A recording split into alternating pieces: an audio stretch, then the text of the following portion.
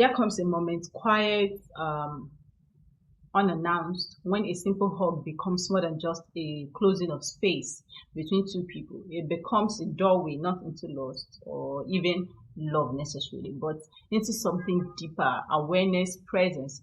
A shared silence that says everything worse would only, dilute.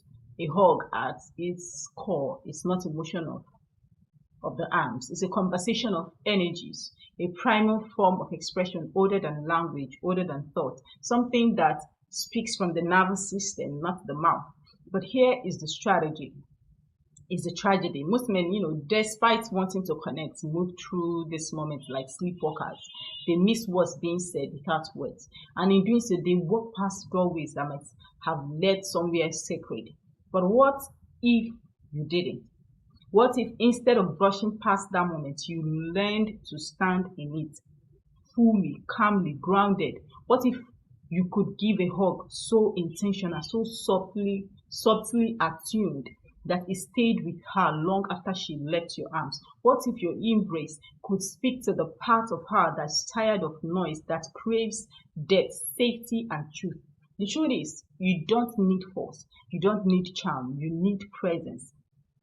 Undiluted, clean presence. You need to listen with your skin, respond with your breath, and understand that a hug isn't just pressure between bodies. It's a mirror held up to your emotional intelligence.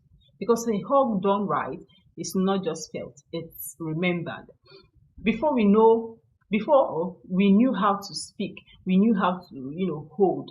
Before we learned grammar, we learned warmth. The first language any human learns is touch. A mother's hand, a father's chest, the rhythm of a heartbeat against our ear. Every time you hug a woman, that language comes back, and she feels it more than she can explain, and she notices more than you think. The way your hand rests on her back, the pause between your breath and hers, the seconds you hold before release. It's not about duration, it's about depth. It's some hugs last 2 seconds and mean everything. Others linger awkwardly and mean nothing. You've felt both.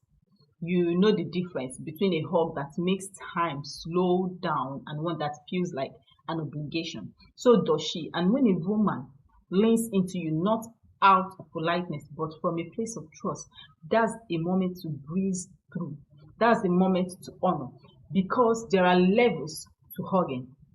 There is the casual brush, friendly, fleeting, a check-in, not an invitation. But even there, if you are present, you can transform neutrality into curiosity.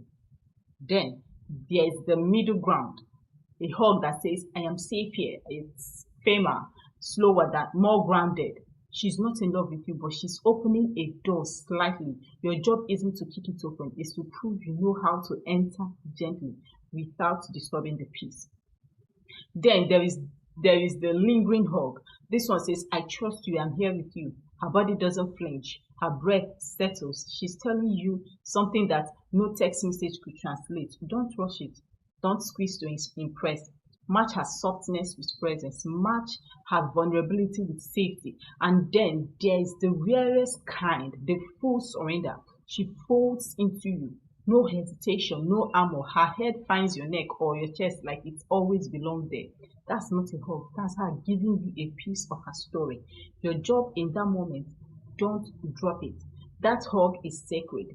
If you pull away too soon, you break the spell. If you linger too long without intention, you stain the memory. Read the moment. Don't just, hold her. Hold space for her. Because in this fast, loud, overstimulated world, stillness is seductive. Emotional stillness, psychological stillness, the stillness that says you are safe here. I'm not trying to impress you. I'm not trying to, take from you. I am just here.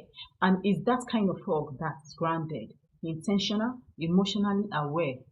Embrace that, emotionally aware embrace that, sticks to her memory. You understand? So that's the kind of hug she will place in her mind when she thinks about you. And the secret isn't technique, it's emotional mastery. Can you be calm in your own body? Can you sense when she pulls closer or pulls away. Even if she hasn't moved, can you feel the difference between her tensing from discomfort versus melting from trust? Because the greatest hugs are not learned, they are felt. They are expressions of your internal clarity. So before you try to, master how to hug a woman, master this. Be still in yourself. Be open. Be emotionally present. Know your own fear and put it aside. Let go of the outcome. She will feel that. You see, vulnerability isn't saying I love you. Vulnerability is standing still when everything in you wants to retreat. Is being available without needing anything in return. That's rare. That's powerful. And when you hug like that with clarity, vulnerability, and intention, you don't just touch her body. You touch something deeper. You tell her you are not alone. And long after you let go, a part of her will still be holding on. So next time you hug a woman, don't ask yourself if she likes you. Ask, did I show up fully? Did I leave her feeling seen? That's the hug that lingers.